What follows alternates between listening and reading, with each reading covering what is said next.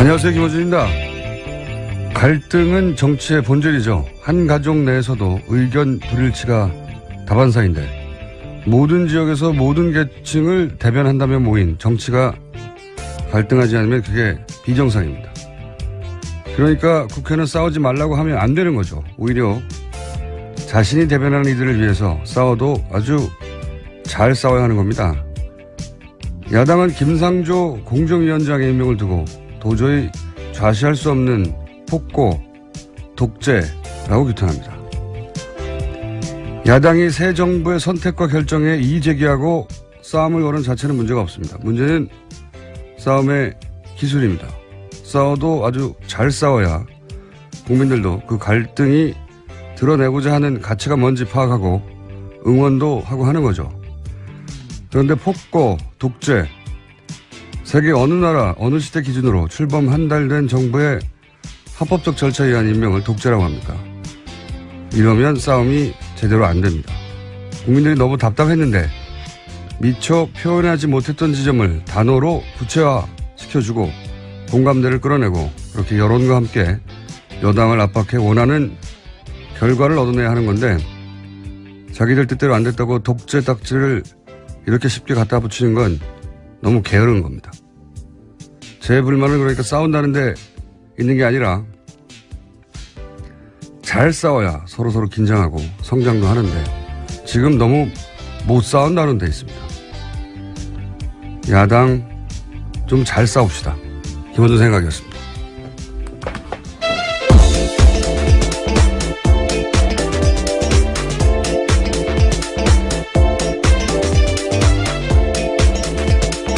시사인의 문지입니다.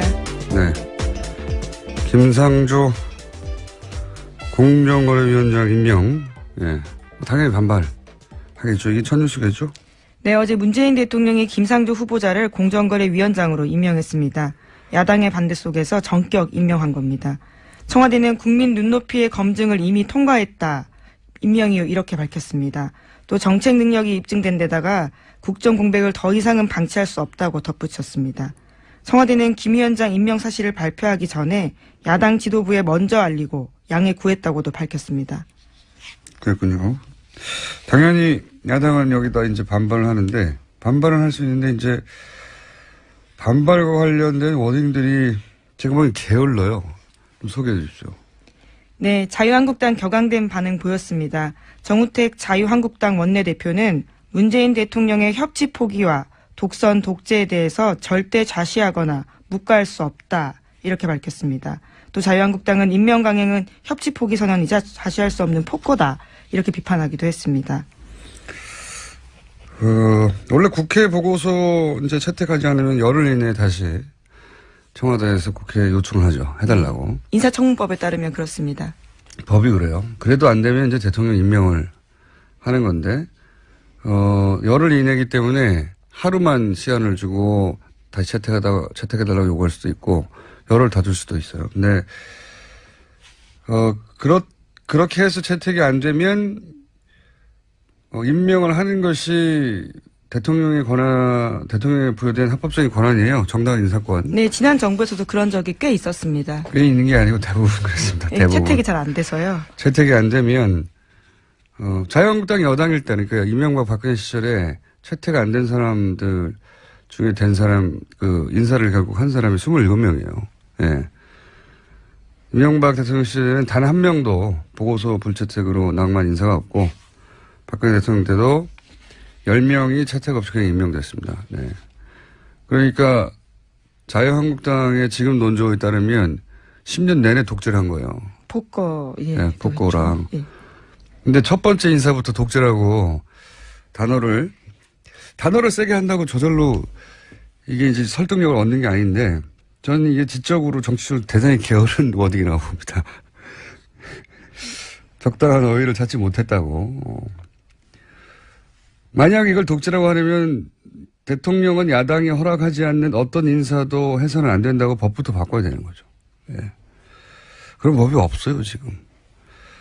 지금 제도는 이제 청와대가 이 사람을 봐달라고 국회에 부탁을 하고 국회는 검증을 하고 보고서를 통해서 국회가 대변하는 민의를 이제 대통령에 전달하고 대통령이 합법적 권한이긴 하지만 민의가 그렇다면 고민을 하고 이렇게 절차를 만들어준 거죠, 중간에.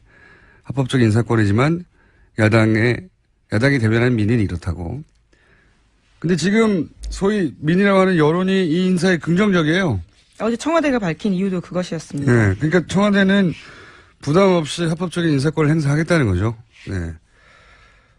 그런데 이제 여의도에서는 그 인사를 떨어뜨리고 싶었는데 떨어뜨리고 싶었으면 여론이 떠나갈 정도로 문제점을 정확하게 찾아내서 전달을 했어야 하는 거죠.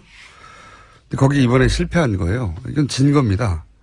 이 여론전에서. 그러면 이제 인정해야 되는 거예요.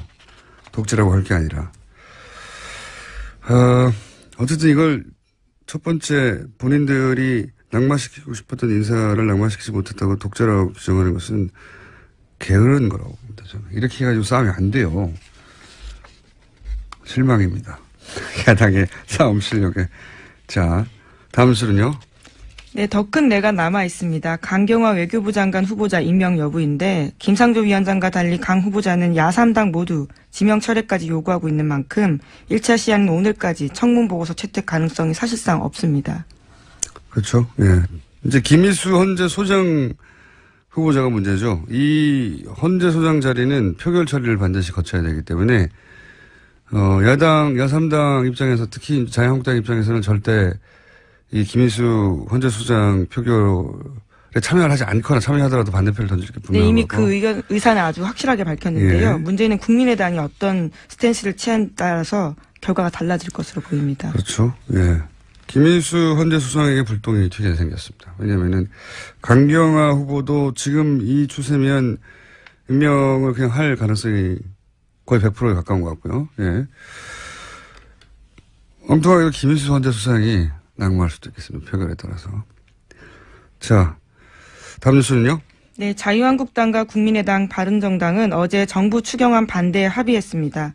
추경을 통해서 공무원을 늘리는 것은 법정 추경 요건에 해당하지 않기 때문에 동의할 수 없다라는 건데요. 앞서 국민의당과 바른정당은 그제 일단 추경안 심사에 동의하는 걸로 알려졌었는데 두 당은 어제 추경안 심사에 합의해 준 적이 없고 추경안 처리 의사 일정을 거부하지 않겠다는 뜻을 전한 것뿐이라고 주장했습니다. 그러니까 합의를 한 게 아니라 논의를 같이 해보겠다. 예, 그렇지만 공무원을 늘리는 것은 우리가 동의할 수 없다. 이렇게 한 게 국민의당 바른정당이고 자유한국당은 여기에 아예 참여하지 않겠다. 이런 거죠. 예, 추경도 뭐 쉽진 않겠습니다. 쉽진 않겠는데 이것도 결국 국민들이 어떻게 여기에 반응하느냐에 달려있겠죠. 야당은 추경 관련해서 본인들이 심의에 참여해서 동의하지 않는 부분을 걸러내겠다고 하는 건 뭐 당연한 거죠. 예. 자유한국당은 아예 참여하지 않겠다. 이게 자유한국당에 도움이 될지는 모르겠네요. 네, 어제 대통령이 국회 상임위원장 청와대로 초청해서 식사 자리도 마련했었는데 자유한국당은 여기에도 아예 불참했습니다. 가장 강력한 그 저항으로 제1야당의 힘을 보여주겠다는 건데 이 전략이 성공적인지는 모르겠어요. 지금까지는. 예. 설득력이 대중적으로 그렇게 있는지. 이 전략을 현 지도부가 잡은 걸 텐데. 자유한국당은 어쨌든 불참합니다. 아예. 사실상 거의 모든 국회 일정이 불참하겠다는 거고 마찬가지네요. 네. 네, 지금 그런 상황입니다. 알겠습니다. 다음 뉴스는요? 네, 문재인 대통령의 첫 정상회담 일정이 공개됐습니다. 오는 28일 한미 정상회담을 위해서 미국 워싱턴으로 출국합니다. 29일에서 30일은 도널드 트럼프 미 대통령과 정상회담 공식 일정 소화합니다. 다음 달 1일 귀국길에 오르는 3박 5일간의 일정입니다. 드디어 만나는군요. 굉장히 뭐랄까요. 흥미진진한 만남입니다. 트럼프 대통령은 인물이 역대급 인물 아니겠습니까? 미국 그리고 이제 최근에 미국 언론이 트럼프 대통령을 향해서 비꼬는 것 중에 하나가 뭐냐면 트럼프 대통령의 가장 중요한 관심사는 트럼프 자신이라고.